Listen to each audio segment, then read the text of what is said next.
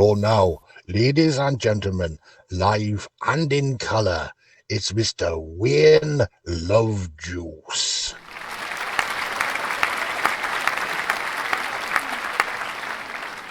The other day I produced a Louis, had a chat with an interesting chappie who said that the YouTube algorithms really aren't that happy. If a channel only broadcasts once a week, so we decided we could text ya whenever we've got a piece of news in our new book on the track extra.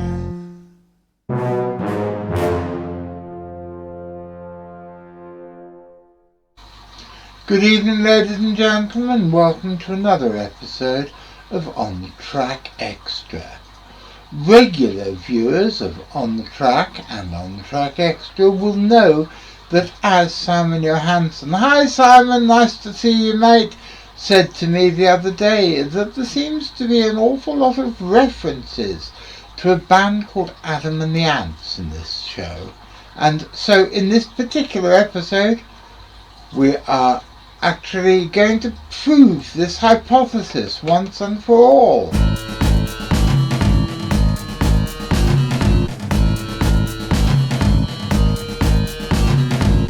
The 35 and I hope I made the right decision. No. Hard to believe I'm alive, but I don't call this living. No. Rationalize till I'm blue in the face. You cannot lose if you throw the race. I'm still searching for the ants invasion. Yeah, we're all still waiting for the ants invasion. And this week, RIchard Muirhead and dear sweet Bob Skinner and RIchard Muirhead, they have found me the ants invasion that I've been looking forward to ever since I bought Kings of the Wild Frontier back in 1980.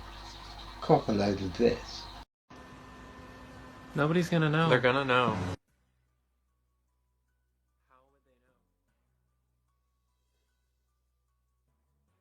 Well, I'd never seen anything quite like this, and so I asked RIchard Muirhead, who is a dear sweet boy, Hello.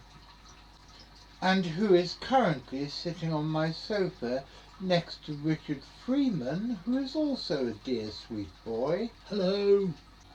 I asked RIchard Muirhead if he could find out some more details of what this phenomenal piece of ant behaviour actually was. And he told me, I found out that this phenomena is called an ant mill.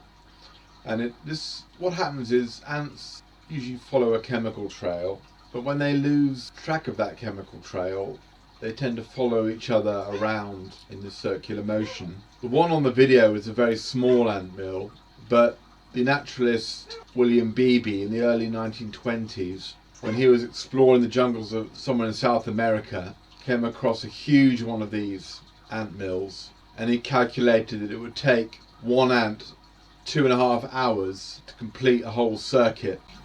but Wiliam Beebe, although a very famous zoologist, wasn't best known, in cryptozoological circles at least, he wasn't best known for discovering huge ant mills. Over to you, Richard. The thing William Beebe is mostly remembered for is being one of the first people to go down in a bathysphere to a great depth. Now, today we've gone much deeper, but back when Beebe was doing it, which was I believe in the early 30s, the diving bell he was using went down to 1/2 mile, which was much deeper than anybody had ever been before, and he recorded what he saw there. And one of the things that he saw was a creature that has been dubbed Beebe's invincible bathysphere fish, which was this 6-foot long elongate fish, bioluminescent with great teeth at one end, and no one's ever seen it again. No one's ever identified this species and filmed it or found it again. It was just Beebe and his colleague that saw them. And this wasn't the only one. All told, Beebe and his colleague identified 6 new species of fish, all of which they reported on and described, and none of which have ever been seen since by anybody. Well, not that we know of anyway. But back to the ants. Bob Skinner was kind enough to send us the PDF of the relevant part of Beebe's journals. At 6 o'clock the following morning I started out for a swim, when at the foot of the laboratory steps I saw a swiftly moving broad line of army ants on safari, passing through the compound to the beach. I traced them back under the servants' quarters through 2 clumps of bamboos to the outhouse. Later I followed along the column down to the river sand, through a dense mass of underbrush, through a hollow log, up the bank, back through light jungle to the outhouse again, and on to a large fallen log, a few feet beyond the spot where their nest had been. The ends of the circle actually came together. It was the most astonishing thing, and I had to verify it again and again before I could believe the evidence of my eyes. It was a strong column, 6 lines wide in many places, and the ants fully believed that they were on their way to a new home, for most were covering eggs or larvae, although many had food, including the larvae of the painted nest wasplets. For an hour at noon during heavy rain the column weakened and almost disappeared, but when the sun returned the lines rejoined and the revolution of the vicious circle continued. There were several places which made excellent points of observation, and here we watched and marvelled. Careful measurement of the great circle showed a circumference of 1,200 feet. We timed the laden echetons and found that they averaged 2 to 2 3/4 inches a second, so a given individual would complete the round in about 2.5 hours. Many guests were plodding along with the ants, mostly staphylinid beetles, of which we secured 5 species, a brown historid beetle, a tiny chalcid, and several phorid flies, one of which were winged. The fat historid beetle was the most amusing, getting out of breath every few feet and abruptly stopping to rest, turning round in its tracks, standing almost on its head, and allowing the swarm of ants to run up over it and jump off. Then on again he would go, keeping up the terrific speed of 2.5 inches a second for another yard. I actually think this is really rather a sad story. These circular movements in ants are often known as death spirals, because, according to most of the sources I've read, once a troop of ants gets locked into these circular journeys, they will carry on going nowhere until they die of exhaustion. I do hope some of them manage to escape. And in fact I wonder if there's anything that one could do if one finds a death spiral of ants to get them back on their way again. It'd be interesting to find out. Anyway, that's it for Wiliam Beebe for this episode. Bye bye Beebe, Beebe, goodbye, bye Beebe, Beebe, bye bye. But while I was recording and filming this, I suddenly wondered, were there any cryptozoological ants? Richard, do you know any cryptozoological ants? Yes, we have the strange Victorian ants that live on your face, and we also have giant Mongolian gold digging ants in medieval bestiaries. Oftentimes one of the creatures that's appearing alongside unicorns and dragons and griffins and so forth are these giant ants, and they were supposed to live in the Gobi Desert of Mongolia and they were supposed to dig up gold when they made their nests. So it was said that if you went to Mongolia and found these giant ant nests, you could find the deposits of gold that they had excavated.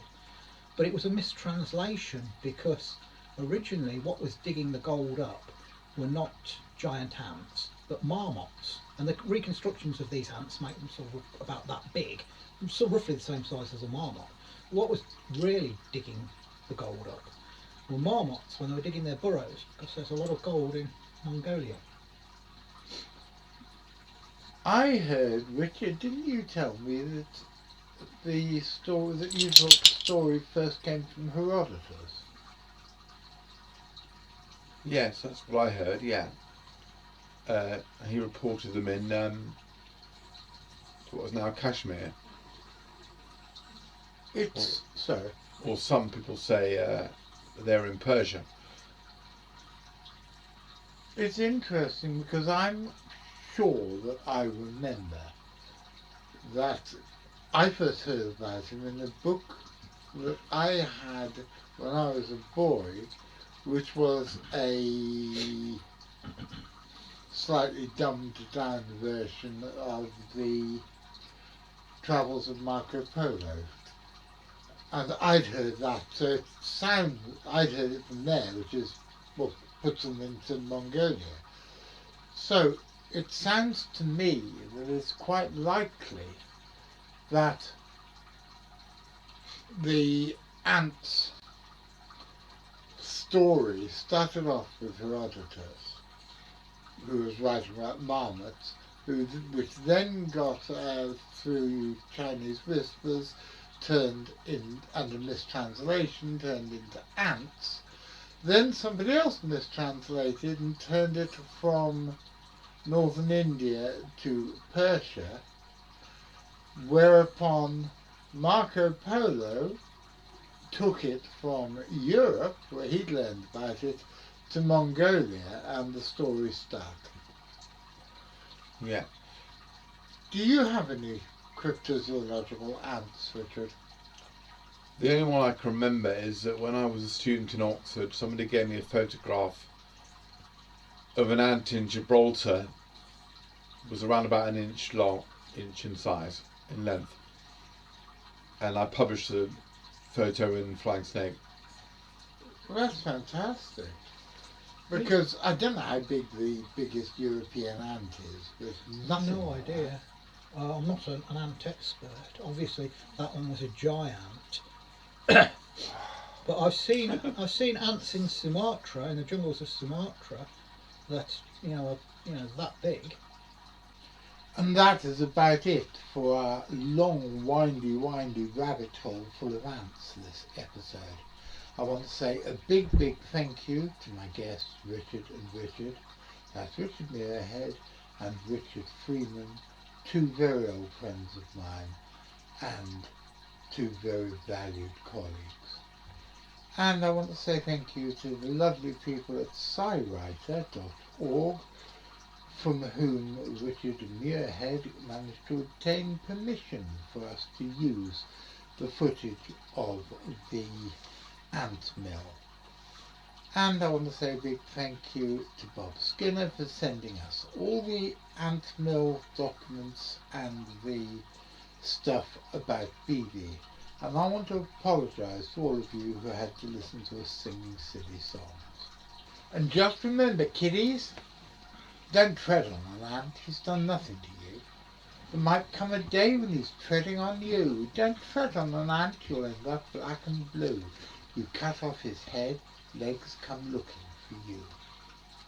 I'll be back on Saturday. What's on Saturday's show? We're going to have to just wait and see. I know what's on it, but I can't remember at the moment. So I'll be back on Saturday. I'll be back next Wednesday. And don't even ask me what's on next Wednesday. I've got no idea. Saturday, I believe, is going to have... No, I can't remember. I know some of it. It's got a interview with David Scott, who is our Canadian representative, but there's a lot of other stuff as well, and I can't remember what is which. So that's Saturday, and Wednesday you're going to have to wait. Thank you very much for watching. I hope you enjoyed it. Thanks very much again to my producer Louis, who I completely forgot. And assuming that you're going to be here on Saturday and Wednesday, I'll be seeing you.